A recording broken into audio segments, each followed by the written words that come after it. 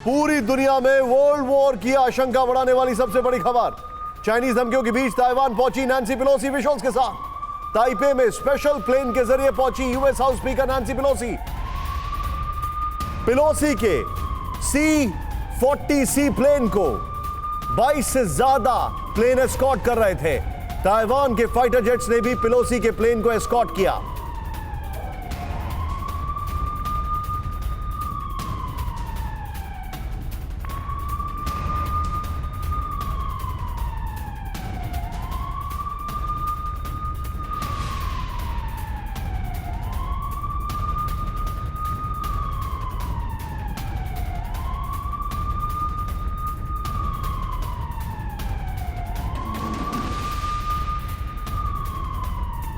आपके सामने तस्वीरें आ रही हैं और इस वक्त एक और बड़ी खबर, नैन्सी के ताइवान पहुंचने के बाद चीन का जंगी एक्शन। ताइवान के 6 तरफ वॉर ड्रिल करेगी चीन की आर्मी। 4 अगस्त से 6 अगस्त तक युद्धाभ्यास करेगा चीन।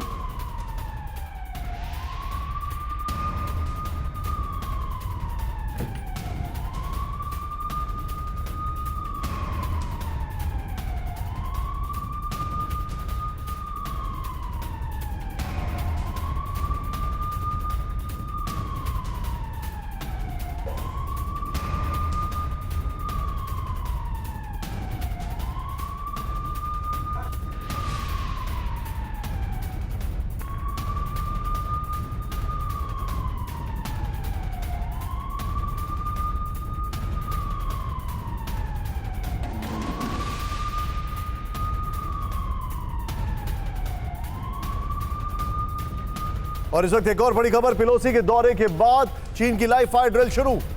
ताइवान के पास फुजियान में एंटी एयरक्राफ्ट ड्रिल शुरू। ताइवान स्ट्रेट्स की तरफ चीन की आर्टिलरी एक्टिव हुई। 24 घंटे में दूसरी बार लाइव फायर ड्रिल कर रहा है चीन।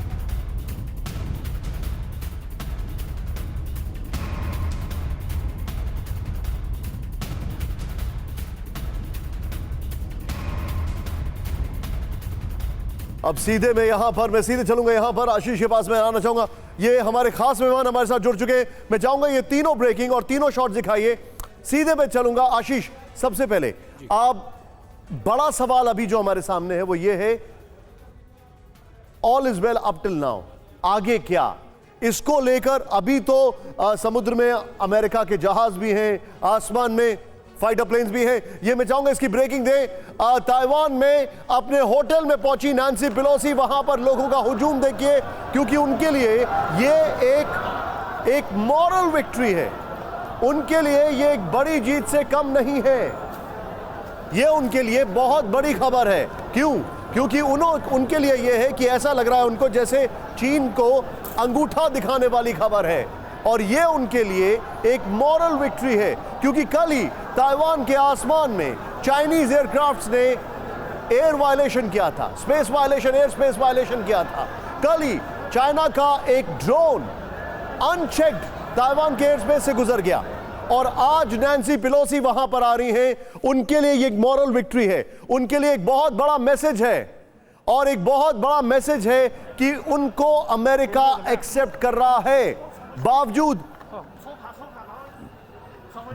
वन चाइना पॉलिसी के, बावजूद जो कुछ भी अमेरिका और चाइना के बीच में हो रहा है, उस सब के बीच में ये बड़ी खबर है। लेकिन मेरा जो सबसे बड़ा सवाल है, इस वक्त हमारे खास मेहमान हमारे साथ हैं, आप पीके श्रीवास्तव सर। सवाल यह है कि कहीं पेलोसी के इस कदम ने ताइवान के ऊपर चाइना के प्लान्स को थोड़ा जल्दी इनिशिएट तो नहीं कर दिया है? They would want, पेलोसी हमेशा तो नहीं रहने वाली हैं, हमेशा समंदर में जहाज भी नहीं रहेंगे, हमेशा आसमान में फाइटर एयरक्राफ्ट भी नहीं रहेंगे। जब ये जाएंगे तो have they not initiated the move of China a bit too early?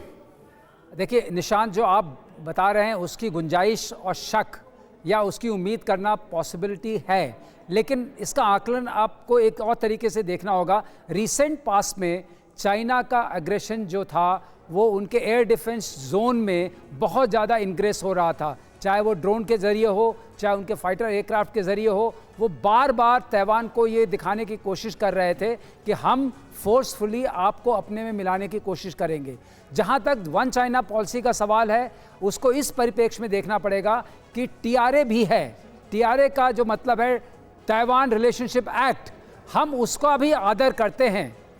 आज अमेरिका ने यह बताने की कोशिश की है पेलोसी के दौरे के थ्रू कि हम अगर वन चाइना पॉलिसी को रिस्पेक्ट करते हैं तो हम टीआरए को भी कंप्लीटली रिस्पेक्ट करते हैं। और कॉन्फिडेंस बिल्डिंग मेजर के लिए ताइवान में यह बहुत ज़रूरी था कि नैन्सी पेलोसी जाएं और अपने आप अमेरिका के जो वर्चस्व है उसको दिखाएं कि आपको डरने की ज़रूरत नहीं है, हम आपके साथ हैं।